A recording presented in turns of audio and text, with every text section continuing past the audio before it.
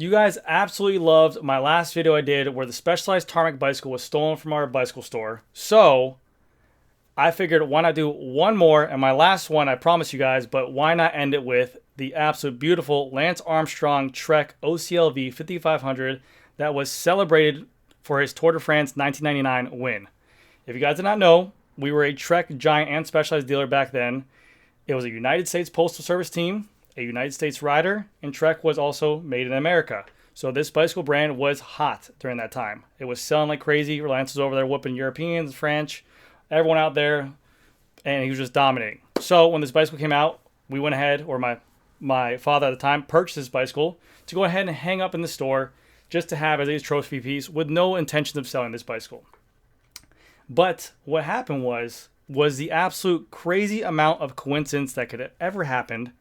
This bicycle would have been stolen 1000% if the employee was not where he was that night and saw the perp take the bicycle.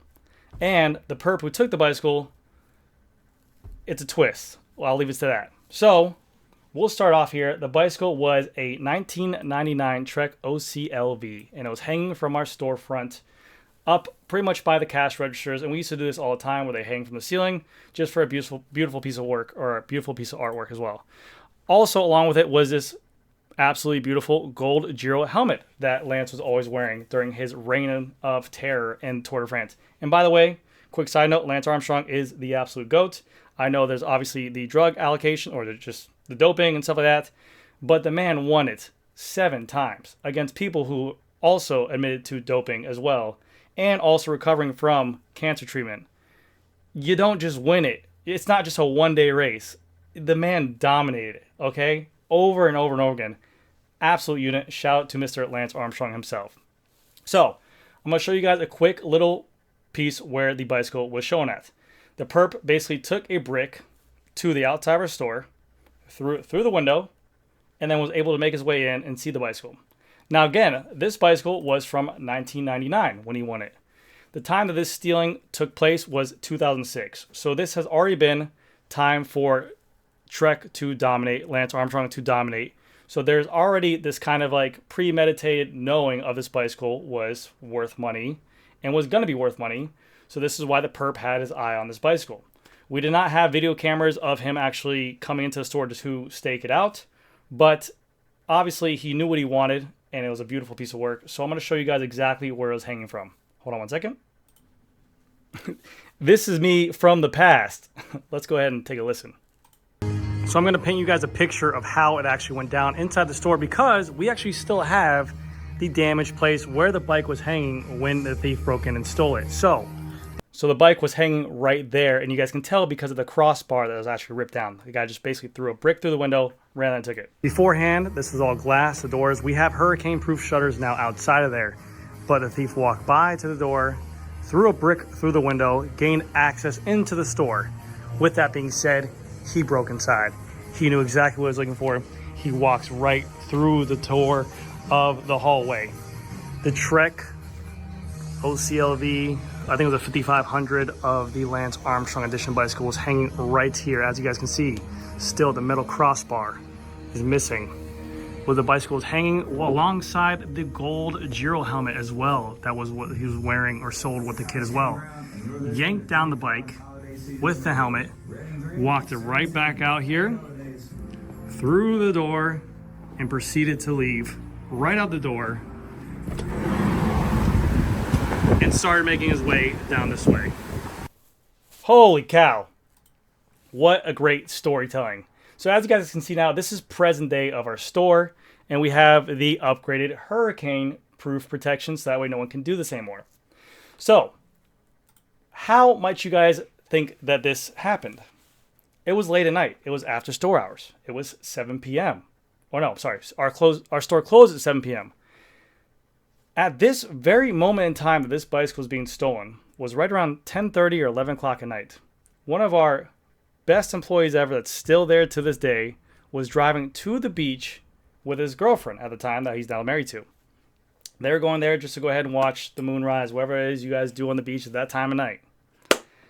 As they are driving by the store because it's on the way to the beach, his girlfriend looks over and sees a guy walking with a bicycle, Kind of weird. You think if you have a bicycle, you're going to be riding it. Walking with a bicycle and walking with a helmet over his shoulder. She looks to him and goes, wouldn't that be funny if that's a bike out of your store?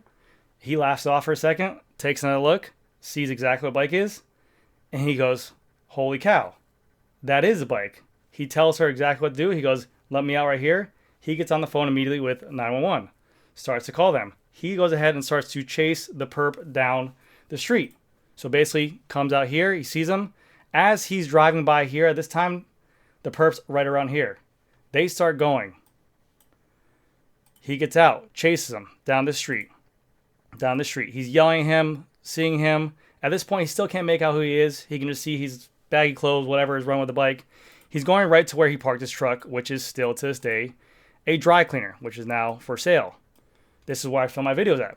His car was parked right here. He knew that there was an alleyway right back here. So he told his girlfriend to go around, drive here, and block off right there. As he's yelling and still talking with 911, they're saying, hey, where's this person at, blah, blah. They go, does he have a weapon? He thinks to himself, they're going to get here quicker if he says so. So he goes, yes. They immediately go ahead and start to help him out. Say the help is on the way. He hears the sirens coming. They go ahead and send out a team so quick, which I don't know how the response team was, obviously because he had a weapon. His girlfriend blocked off the entryway there. The guy still backed out. At this point, our employee at the time is yelling at the guy, telling him, blah, blah, blah, blah, give us back the bike, you know, just screaming at a person who basically robbed from you and stole from your money as well. And then basically the cops shut off this way over here and then shut off the intersection over here as well. He burns out and he starts to realize the situation he's in. He's yelling at a perp who stole a bicycle, who, if he stole a bicycle, might do other things illegally. He could think that he has a gun, so he's just sitting in his truck. So then he starts to back off because he realizes the cops are there. The perp then goes ahead and backs out, peels off, goes down this road, and the cops already have this way blocked off. They catch him in the act.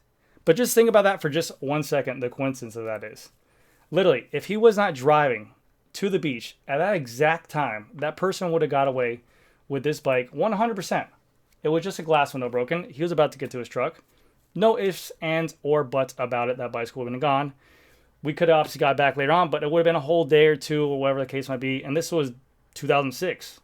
No smartphones or whatever they were. Not as crazy as smartphones. The internet wasn't as big. You get what I'm saying. Just the absolute coincidence. And then also the full-on manhood to go after this perp and run after this person when it wasn't even his property at the time. He's just a really, really good person and employee to the store to go ahead and protect this piece of history of a bike.